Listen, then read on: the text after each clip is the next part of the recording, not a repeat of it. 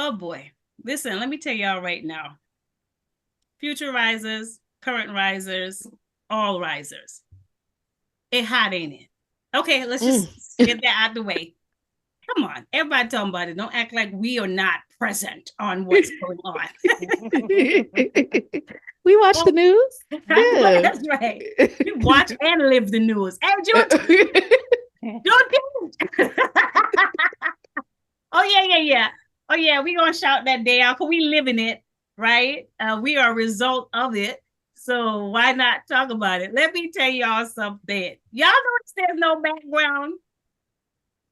Y'all really in the casa in the family.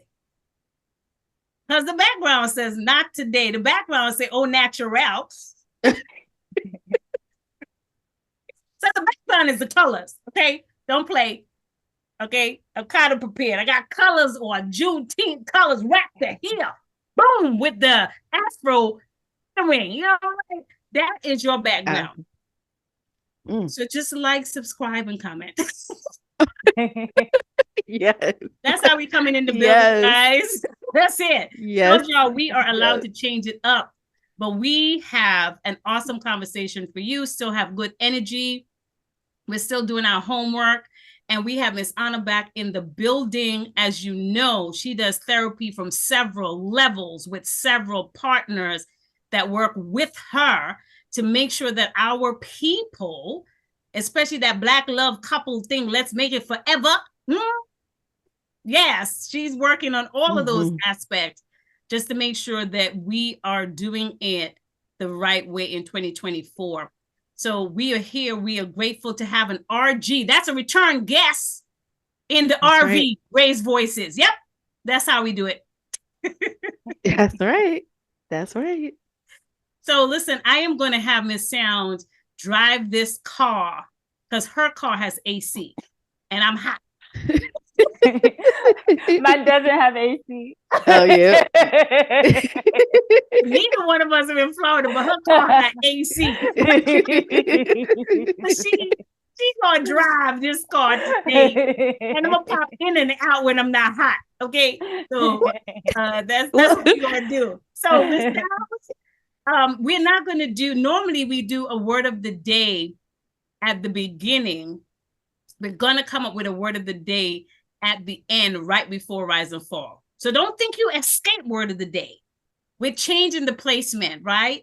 Because we're doing this thing as the day flows. But we're going to get that word of the day in, but we're going to put it right before rise and fall and then connect those two.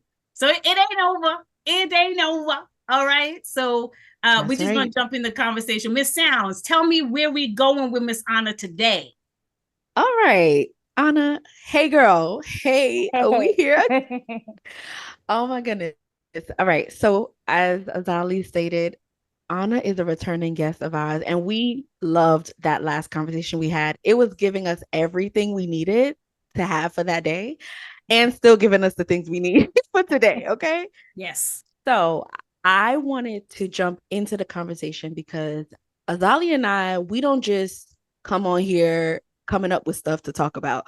We live it and then it's an extension of what we live. So one of the things that have been popping up for us kind of lately is this observation that going through different traumatic experiences in the past, being survivors of different traumatic things in the past that have happened, which is the human experience, right? We've noticed survival mode, internal, external processing. And when it was in the more unhealthy space, the outside matched what was happening on the inside. So the chaotic outside was matching the chaos in the inside. But now when we move in our thriving era, Azali, you know what I'm saying? Our Yes. thriving area, we're noticing some differences happening between how the inner life is thriving and how the outer life still trying to get it together, girl. Still trying to get it together sometimes, right? And so we wanted to dive into this conversation to get your perspective. Let's start here. When we are survivors of different traumatic experiences. We can talk from the perspective of Black women, Black people, right? We can talk, it's Juneteenth, we can talk about it, right? Oh, Yes, yeah. we can. Is there a term that really kind of highlights this trauma in the inside as well as trauma that is kind of coming on the outside as well? Yeah, I think the way that the term that I tend to use for it the most specifically when it comes to Black people is disembodiment.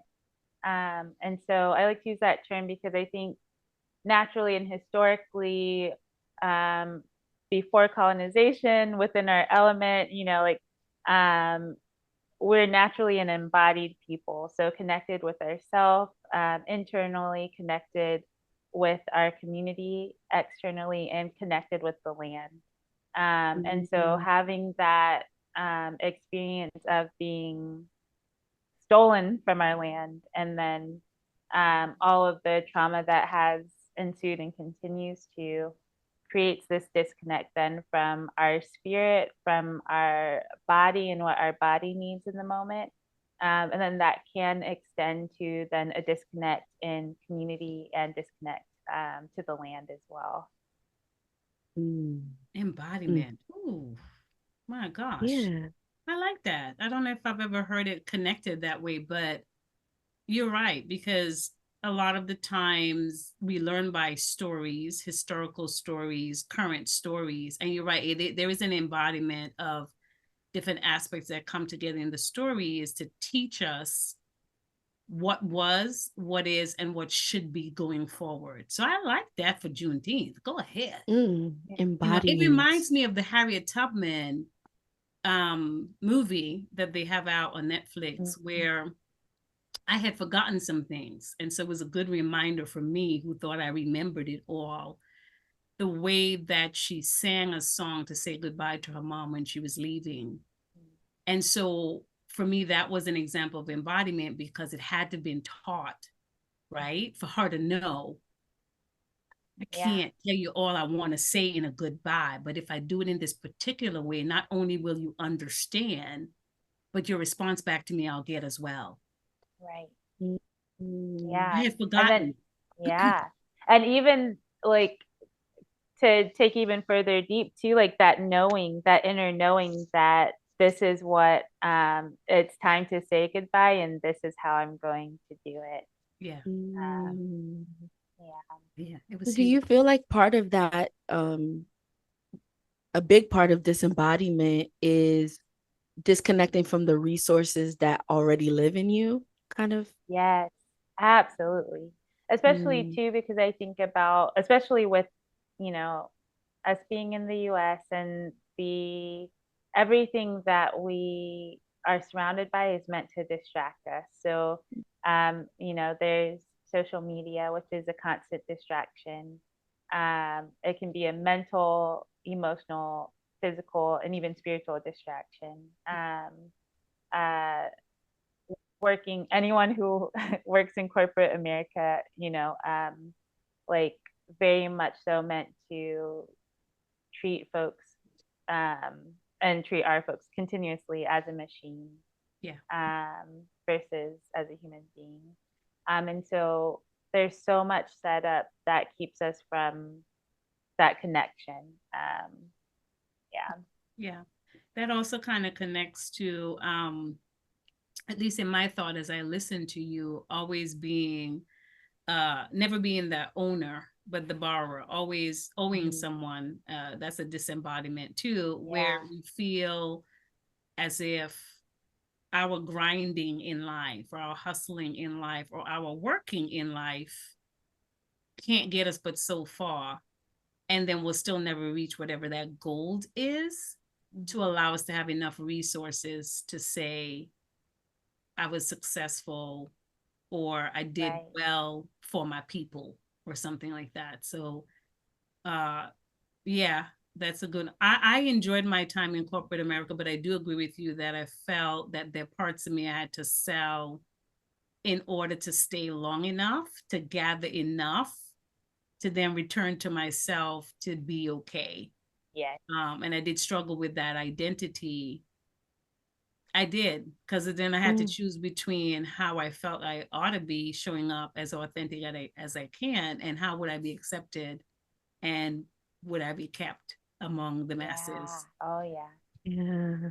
And Adali, that's a great point, because it sounds to me that disembodiment happens when there's fear of safety in some ways, right?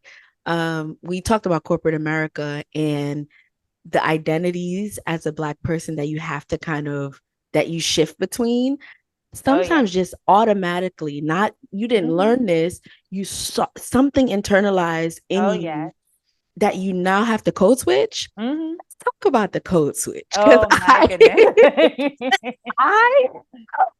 I as a Black professional have dived and dabbled, still be dabbling in the code switch. Yes. I find that when I don't feel this is a safe environment to be me, my voice gotta get a little octaves high. I gotta take my little slang out of it. Right. I talk like someone who's white. You know what I mean? And so and it feels like I have to do that to be socially accepted or to not be judged. And so can you talk about this embodiment in that realm of things? Yeah. And so I think this is a great example. And so there are a few different things I think about with this. One is how exhausting that is. It's exhausting. And so I think when this embodiment is present, like, not only is that exhausting, but then it can sort of, like, speak to just that difficulty in identities, and sort of like, okay, who am I? Who I am enough? Like, it can lead into that imposter syndrome or even social anxiety that folks experience, when really what it is like, oh, I'm not safe in this space. And, like, in order to become safe, I have to make myself small. Bring in these parts that aren't authentic to who I am, but that are necessary. They are necessary in some of those spaces. And so I think it's a complicated one, because in that case, not code switching is not really an option. And so an embodied way of doing that is that sort of internal narrative of, oh, I am enough. And I'm going to take up space. I'm going to do it, in a way that feels safe to me. And so that might look, it can look all kinds of ways, but I think the embodied piece would be like, I am worthy and deserving of taking up space, and I am choosing to code switch because I know that choice is going to benefit me, in my safety, in my career in this moment. And what I'm going to also do is then choose spaces to surround myself with folks where I can be fully myself and be fully authentic, not have to put on these masks. And so whether it's at home with a partner, like with groups of friends, I think, yeah, I like that. It's funny, it reminded me of something I had forgotten about. And I have one of my oldest niece, and she very protective of me. And so if ever I call her and I'm on speaker and one of her friends there, why does she speak like that? And she'd be like, that's how my auntie speak. You're not gonna, she's not saying it that nice. But she gets really offended because, she's normally around a rougher crowd. And if she calls me or I happen to call her, like, she's going to speak to me wherever she's at. And she has gotten that question so many times, like, right? Like, so each time it's like she's ready to like pick up arms, because they always think I'm white because I speak too proper. And my niece has grown up from young. Like, that's my auntie. That's just how my auntie speaks. Right. Right. even if I switch over into Caribbean, like my aunt, just she's not gonna do the slang or whatnot. So she's now kind of picked up, and I've had to tell her a couple times, you ain't gotta go that far, auntie. I'm good. Once you're comfortable with your people and you're not losing a friendship over the fact that this is how I speak. Yeah. So now what she's done is said to them, oh, you don't worry. My auntie's a teacher, she a lawyer, she a banker, so you ain't worry about it. And she shuts it down. Mm-hmm. She just found her own way. She's 30 something now, and she still get offended if someone like, why is she speaking like that? Yeah. They think I'm actually like, what? Why is she performing? Right. And it bothers my niece so much that she just is taking it upon herself. And I just have to tell her, listen, you do not have to defend me. I am who I am. And should they meet me, I'm going to speak the same way I'm speaking to you on the phone and stuff like that. But it really bothers her when they question that, because she knows it to be consistent from young to 30 something years old. Yeah. But anyone else around her feels like, well, why is she speaking so proper? Why is she saying the actual English word? Like, is that necessary? And I've heard them because I'm on speaker and they're responding, and she shuts that down. So I bring that up to say that while we tagged it to corporate America, some of us has also trained. Oh yeah. Yeah. Yeah. And the thing is, like going off of that, I like what you said, Anna, which is you didn't say you need to leave one kind of way and just pick up fully another.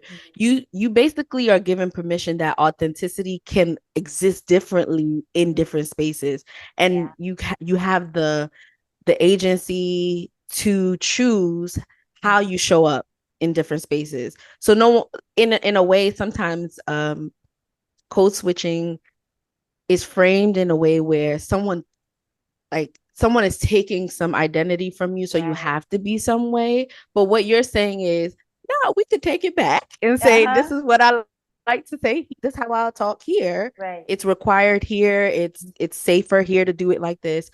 But over here, it's safer to just let loose, and I can also do that without feeling like I'm betraying myself or something.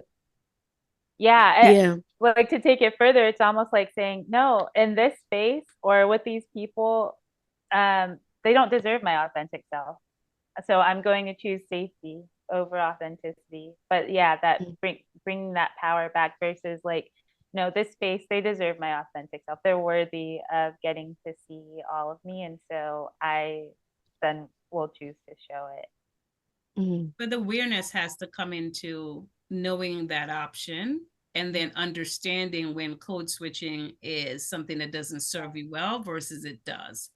So that's another thing. You, the individual who's choosing that, must be aware as to why you need to implement it in that particular moment, if it needs to be implemented, or you can use it rather terribly and like I say, slay some people without meaning to, right? Because some people may need your authentic self, but if you have not examined if you need to do it in that moment, you can give the other self that then just messes them up.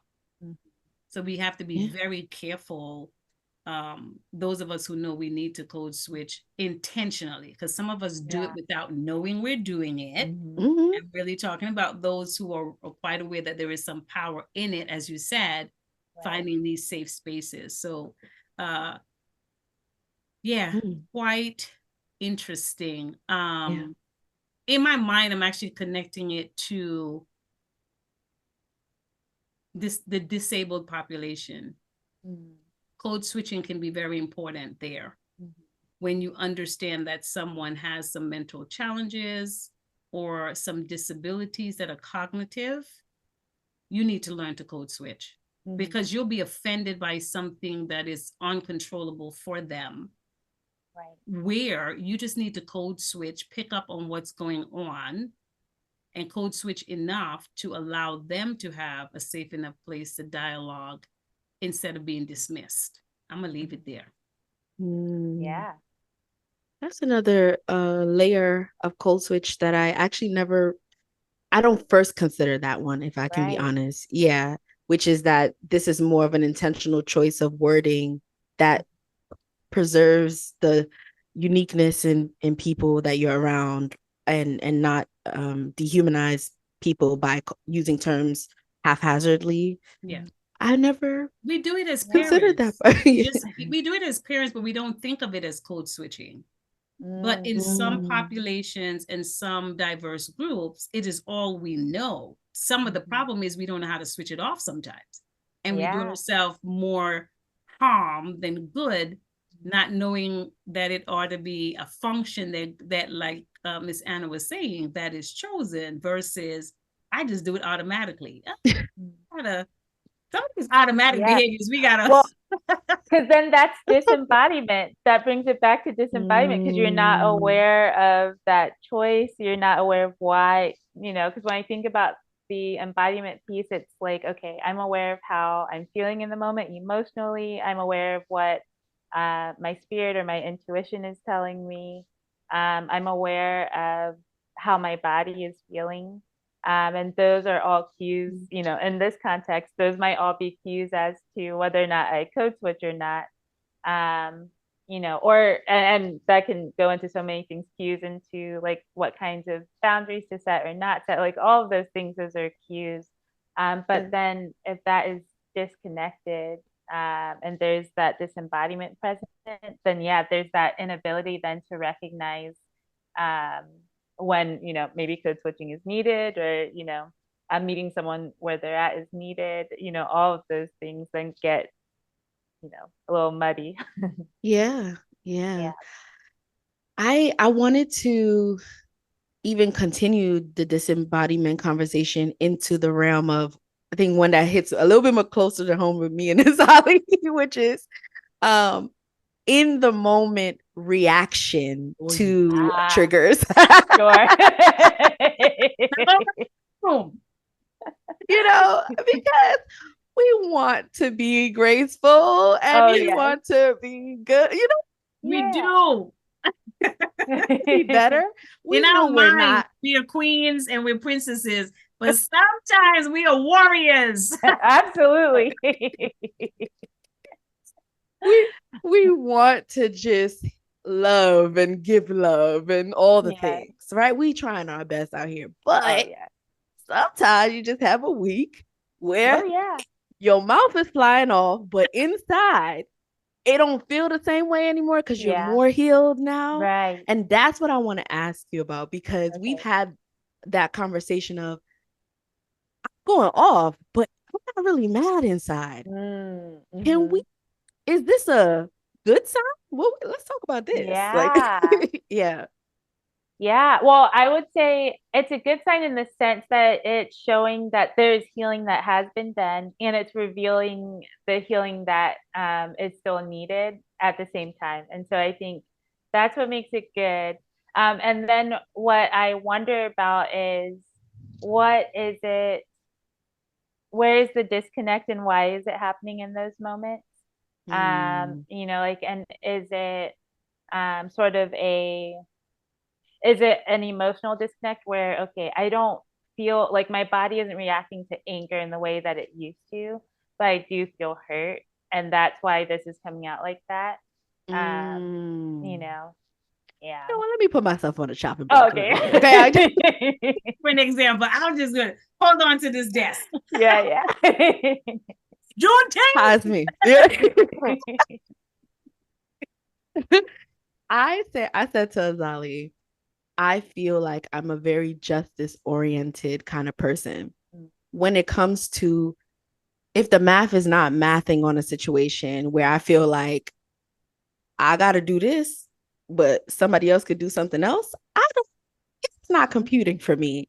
And so if I'm in a situation where I am being asked to do something that I don't feel is fair to do, I am probably less inclined to slow down inside and say, you know what, let's just breathe. Let's just think about it.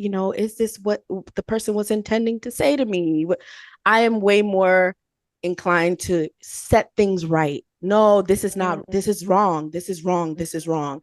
And when I feel like I'm not understood, when I feel like I am not being heard in a moment where I want justice to be served, I feel like I keep talking until it makes sense to the other person. Oftentimes, it probably won't end up that it makes sense. All right, you won. You know what I'm saying? And I don't feel satisfied even with that. You won, you know. Right. So I think let me know what you think, because I Yes. Yes. Okay. And Lady Lee was just sharing too that that can be born out of past trauma too, of being silent for so long. And so now you're trying to use your voice. And so then one more question that it still has you a little bit on the chopping block then is, would you say, is this, and the things you're thinking about, are these in personal relationships or work type or outside, everyday it kind would be of probably more in close personal relationships. close personal relationships? Okay. Because I think it's different. Yeah. And so, because I think in close personal relationships, because what can happen is, because that's a defense mechanism. And so that's almost like your body is telling you that you feel like there's something you have to defend. And it sounds like what it probably is your voice, because you want to be heard. So I let that marinate for a minute. Me? Yes. Do tell. Yes. Sounds. I'm wearing t-shirt, Defender sounds.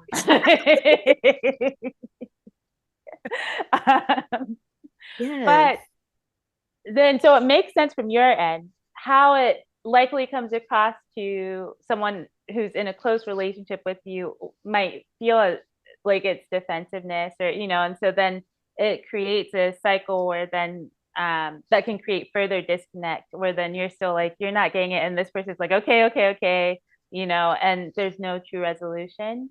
And so I think when it comes to close relationships, I do think it's and if you can't take that moment yet, that's okay. Saying, you know what, I just said some things, which tells me that I'm feeling some things.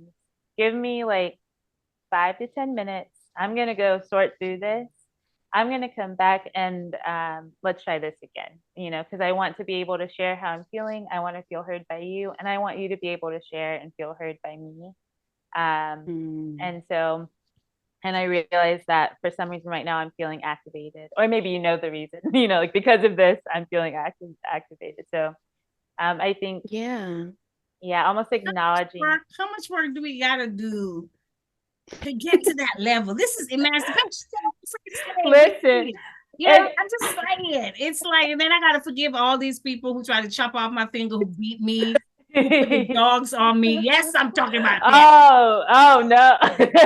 Yeah. And now you want me to be the slow, calm whisper in the forest. Oh, well, and here's the thing. This is only for close relationships where there is mutual respect and mutual care. Okay. So I'm like, if there's love and respect there, then this is what happens, where it's like you can have that moment, mouth off, but then just come back and say, you know what, I just mouthed off and I didn't mean to, because I'm not that upset inside. So let me go figure out what I'm actually feeling, so that like I can be vulnerable, we can have a real conversation about it. But that's mutual love, mutual respect relationship. Oh, see that? Anna just saved my whole. I had to come in on this podcast, she calming people down. Yeah. There are times when mouthing off is necessary, and that's okay too. But she said mutual love and respect. See, okay, yes. So I can just chill out and not have to fight today. Yes. And true. Oh, I was just going to say that's such a good point of I can chill out and not have to fight today, because I think because there are so many spaces where you do have to fight, knowing the spaces where you don't. And I think that is so, and that is another piece of that embodiment, is if like, okay, with this friend, like, or, with my partner, like, I don't have to fight actually. Like, this isn't a space for fighting. So how can I put that armor down? And how can you put that armor down? And we can create this more vulnerable safe space versus like knowing the difference and knowing the spaces where armor's on, suited up, suited and booted.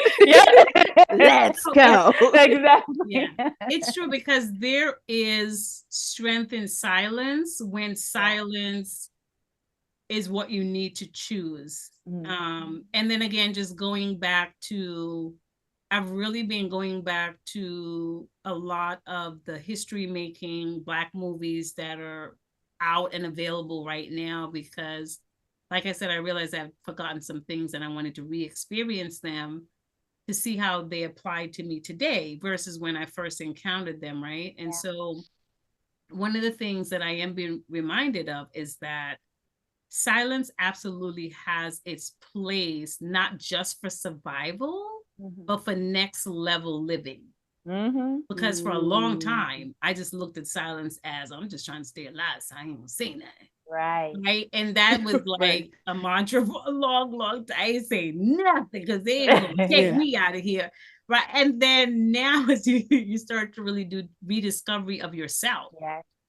And you're more aware of your surroundings and you're creating a better surrounding, then you realize, like I said, I don't really have to fight. What am I fighting now? Like, it really ain't necessary on that particular thing. So let me just let that go, because it's really not going to cost me anything to let it go. And I'm actually going to gain some peace and time to really think about, did it really affect me? Do I really need to address it? Or is just was this an off day or an off moment?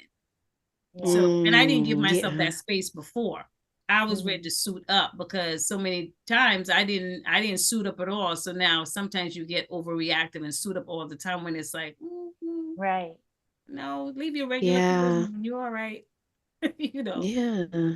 Yeah. And to that too is that the aftermath of such a situation, right? I often, when I kind of get into situations where I was in the past, where I was triggered and I felt like I was doing so well, my default in the aftermath is to go into shame and beat myself up about, oh Lord, I done went 50 steps back. I will not be, you know what I'm saying? I did not do well. And I kind of sit there. But I find that now I'm noticing that shame is not my default to go to. There is this very curious, investigative sort of space that I get in. But I'm also feeling a little bit like an orphan, like, okay, but where do I go with this investigation, this curiosity? You know what I'm saying? I don't go to shame. Then what am I doing? Where am I going with this? I say you go to understanding. Oh. I love that. Okay. That was on the plane. There's a space. I love that. That's like somebody just coming, this vegetable with my salmon. What? Healthy eating. Oh, that was lovely. I'm sorry. And that was funny to me. I apologize. I think going to understanding of like, it's sort of feeding that inner child of like, okay, I see why you reacted like that, because you thought this was happening. This actually isn't happening right now. So you're okay. So now that we know you're okay, what is it that is happening, and how can we communicate that if it needs to be communicated? Or how can we, maybe listen to what the needs are to regulate again, because it's okay. So healthy. And all of this takes time, I will say. So like, there's, it's imperfect. And, it takes time. It's a consistent growth journey. But I think the biggest pieces are like knowing, when do you need to take up that armor versus when you don't. And silence is definitely a part of that armor, because I think when there's mutual love and mutual respect, it's okay, do I want to win or do I want connection? If I'm going to choose connection, that changes how I move. If there's no mutual love, win. See, now you're making it difficult for you guys. Oh man, because some days I really just want to win. But some days I need connection. See, it's the wanna Right. and the need too. Right.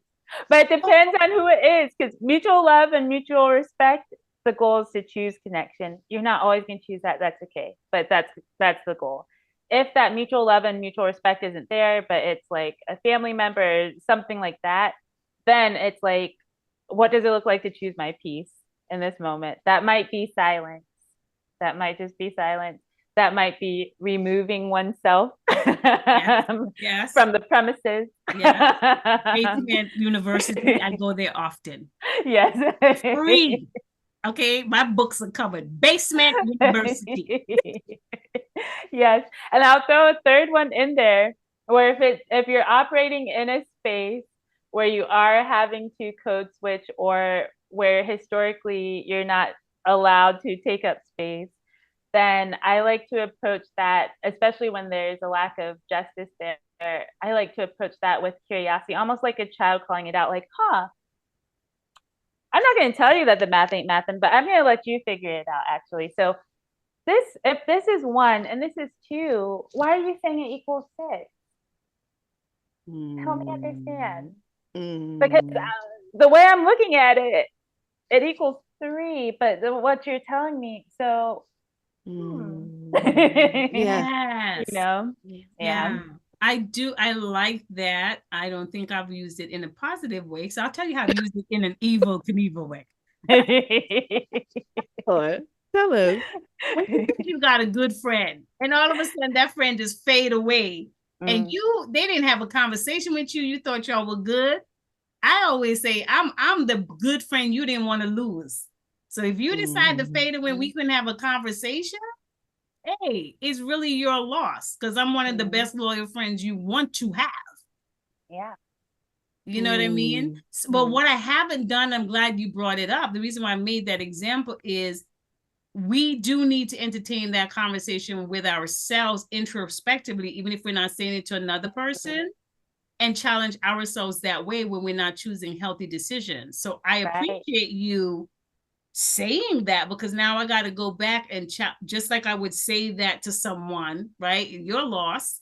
I kind of almost have to put me in that someone's space and in some of the decision making, and say to me, well, hey, Azali, if you're going to do that, that's your loss to your own self. You don't want to do that. So we just all getting served. Yeah. No. We are freeing up our minds today. Yes. And take these chains off. Yes, take them off. And I will say, this doesn't mean that spice is not needed. There are times when spiciness is needed, mouthing off is needed, and so it's not to say don't do those things. Yeah. It's just understanding the times when those things are needed versus the times when those things aren't. Yeah. But definitely it does show that as a people, as a race, generation, as a territory, as just being on this planet, that what you're reminding us of is that you do not always have to respond in the way that was assigned to you. You get to choose your assignment now. Absolutely. I agree with that. We need reminders of that. So definitely appreciate that. I mean, as guys, as much as we're fun, it's just we just get along as people. So I mean, we having fun because this is how we would dialogue on a phone call without you watching. But know that what we're saying, the serious elements, we're not passing over those things as if they're not important. But this is just how we dialogue. So we have fun whether you were listening or watching. But I do want to support what Miss Anna is saying, is that you now should be empowered to choose your assignments. Just because someone, whoever it is, says, oh, you can't do this, because we're just saying to investigate for yourself and make a well-informed decision for yourself so that you can create some goals and some assignments in your life that allows you to get to the better self, just for you first. And then that will spill out into the family and then spill out into the community. So that's the point that we're making. So even though we're having fun, like we're on topic. Miss Sounds, we're back over to you because we're having too much of a good time. And Miss Anna got people to go save. She doing. We want to be You respectful. professional. She got more chains to break. Come on, somebody. I just want to end on this. First, thank you, Anna, again for a wonderful conversation. I want to end on this last thing, and we don't have to do a whole long reflection on it, but I want to read this quote, and then first couple things that come to your mind, we could just say it, okay? The person who can articulate the movements of his inner life need no longer be a victim of himself, but is able slowly and consistently to remove the obstacles that prevent the spirit from entering. Embodiment. Woo! Yes. Period. Okay. That's Yes. embodiment. Yes. Mind, body, so all together. Yes. Oneness, Absolutely. wholeness. What about you, Azali? You got anything that stands out to you? Who's doing the party? Oh, okay. Celebration. Because it's Juneteenth. Gotta celebrate. Oh, yeah. Yes. It's difficult. You just use whatever body parts is working. Like, I mean, I that was awesome, and I think that supports our topic. And to be honest, it's a self-spanking moment for me to remember that with the knowledge I have and the wisdom that I continue to seek, make the good choice already. You can, like, just do it. To be honest, that's, as you read it, I was just getting a little mental spanking as a reminder. Because sometimes I stay in the battle mode when it's unnecessary for that time. And so I just already know what the good decision is. Just do the thing, man. Move on. Yes. There's power in silence and reflection and reconnecting with you to make the choices that you need to make to be your best self in every single moment. Y'all, I hope that you enjoyed this conversation. Anna, thank you so much again. And we hope to have you back. Okay, we're doing some things and we're gonna call you back up and you're gonna answer the phone, girl. Answer the phone. Yes. We're definitely going to have her back, Miss Sounds, for the Sister Circle. We don't know who we're going to pair her up with yet, but we've got to do a Sister Circle with her. Yes. Where we have another powerful person in the room with her and see them dialogue and take us the next mile of the trip. Absolutely. So y'all, thank you so much for listening today. Anna, thank you for joining us. Azali, you already know how I feel about you, girl. Okay. We hope you Juneteenth. We free. All right. Have a great rest of your day and continue to grow, continue to shine, continue to thrive. All right, y'all. Bye. Love you guys. Don't stop listening. Sit down, back row. No, we love you, back row. I'm sorry. We don't pick on y'all. Had to do it. Be empowered, be inspired. See you on the next conversation. All right. Awesome.